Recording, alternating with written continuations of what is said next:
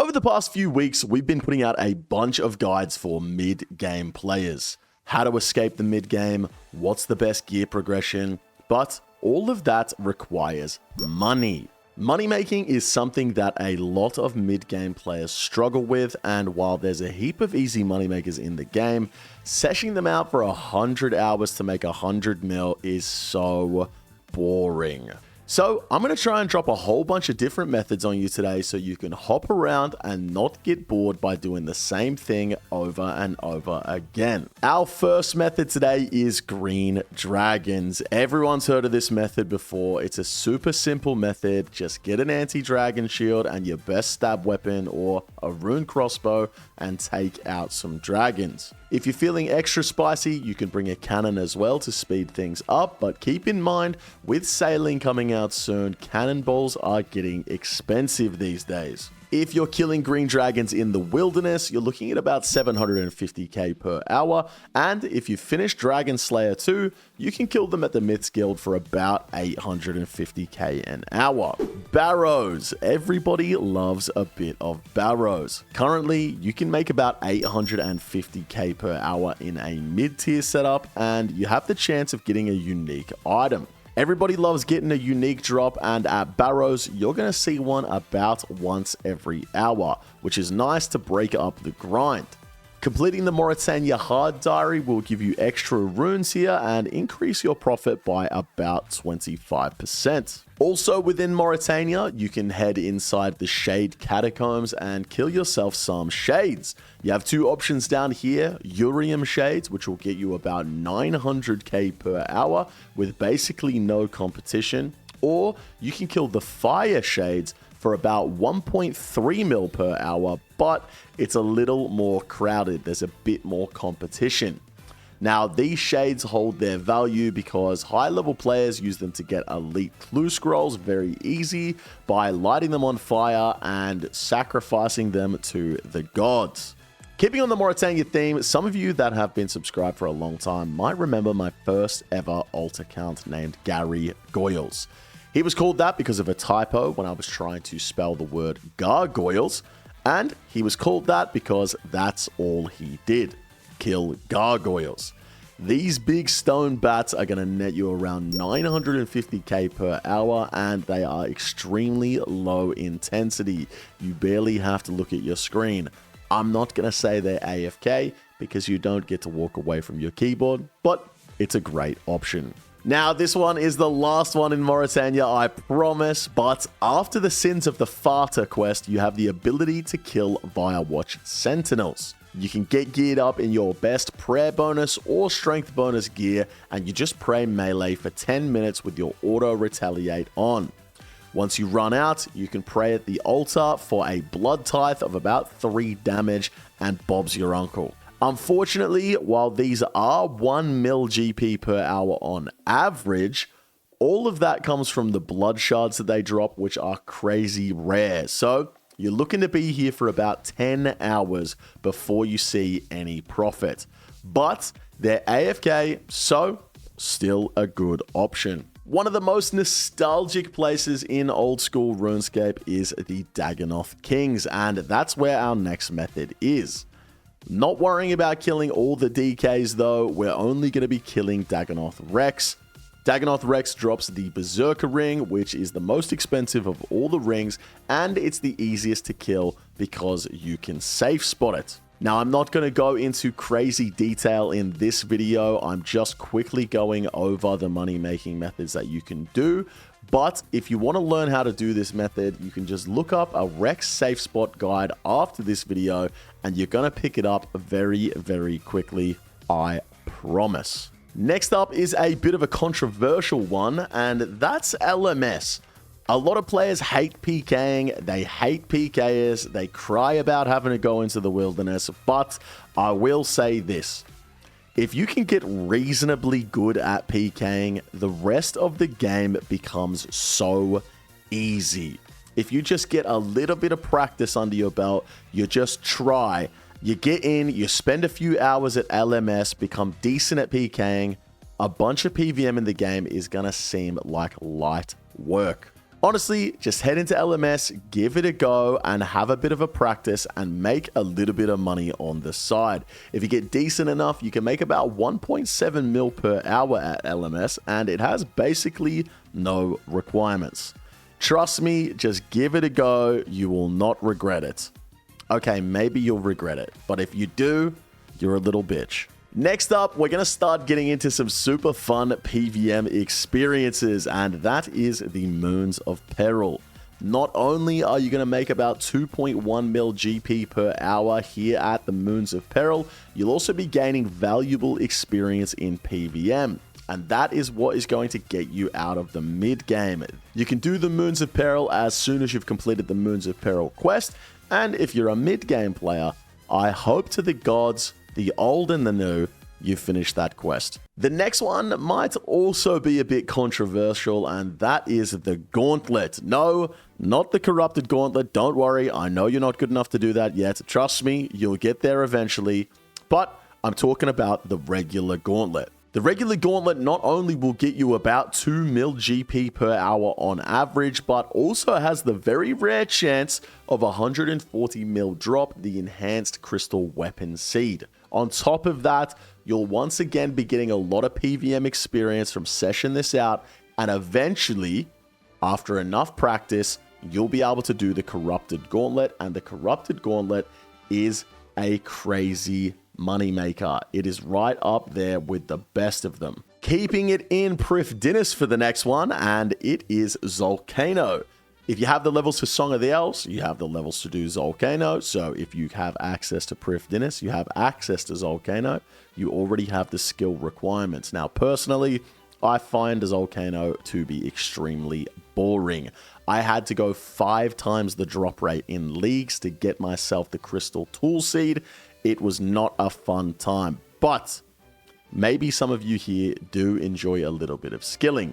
Zalcano would get you a whole bunch of mining XP, and having high mining is good for later game encounters like the Chambers of Xeric, where your mining level matters against the Guardians, and TOA, where your mining level matters when you're in the Akka puzzle room. So having high mining is good for those late game encounters, and getting XP here whilst also making a little bit of money is a nice way to go about it. So on top of the XP, you're also going to get about 2 mil GP per hour for your troubles, as well as the chance for the Crystal Tool Seed. I hope you don't go as dry as I did, but that bad boy is worth about 24 mil. Now, last one for the skillers, and that is stealing from the Rogue's Chest in the Wilderness. Stealing from these requires 84 thieving, which might seem like a big requirement, but let's be honest, guys, it's thieving. It's so quick to train, and you can do it without looking at your screen at RD Nights. You just get someone to sit there splashing it, and you spam click the Knight for the whole time. You gain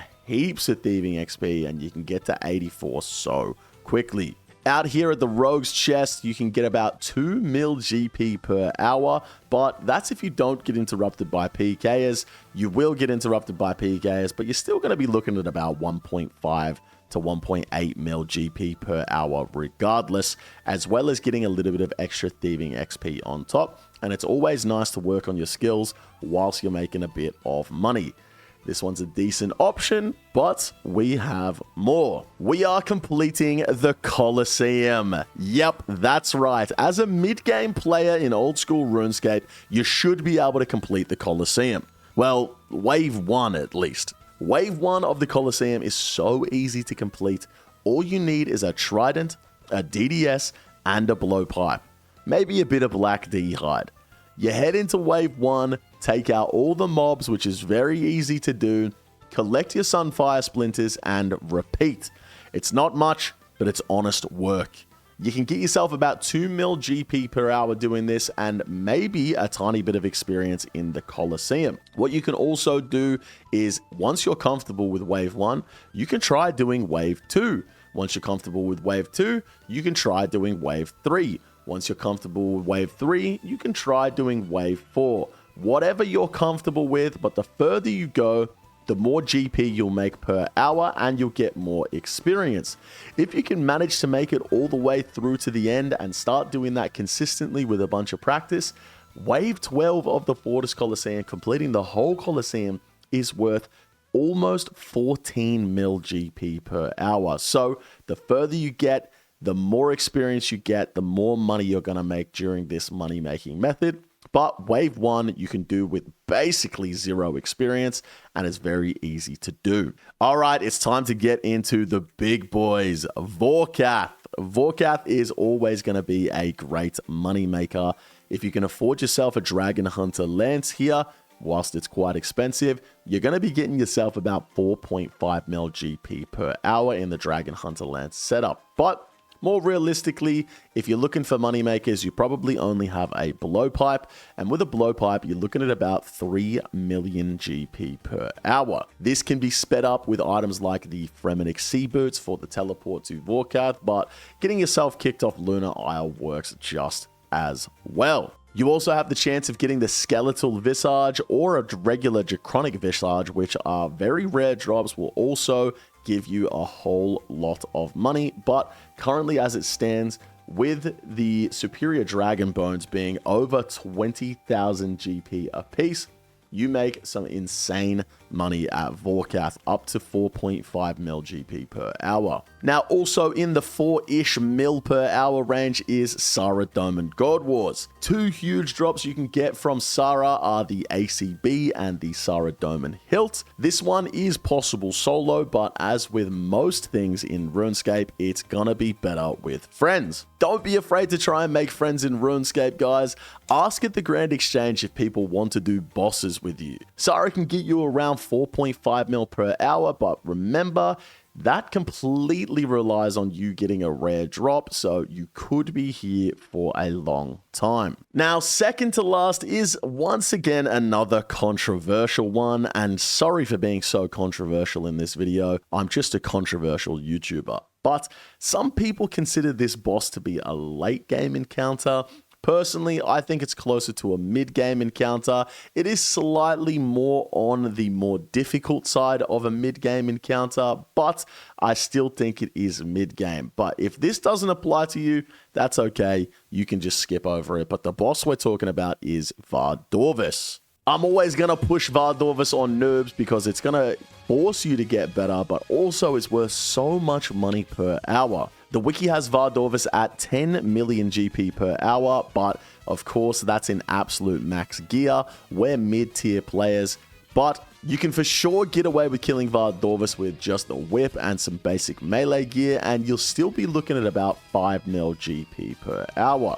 Keep in mind, once again, that most of the money comes from a super rare drop, so it might take a while. But as I mentioned in my How to Escape the Mid-Game video, Vardorvis is going to give you insane PVM experience. It's going to help you in your later game encounters. Once you get out of the mid-game, definitely head to Vardorvis. Definitely give it a crack. It's super worth it. Finally, and I deliberately left this one to last because people are so goddamn scared of the wilderness, but it's the wilderness bosses. Currently, Venenatus is at 7.5 mil per hour. Spindle is at 5.5. Vedion is at 5 mil, and Callisto is at 4.4. You get the drift. Wilderness bosses are crazy GP per hour, and they are so easy to do. Keep in mind, this money is the money you'll get if you are uninterrupted, and of course, while you're out there, you're gonna get PK'd. But don't let this deter you. You're gonna make so much more money even while you're getting PK'd at wilderness bosses than you will at a lot of other places.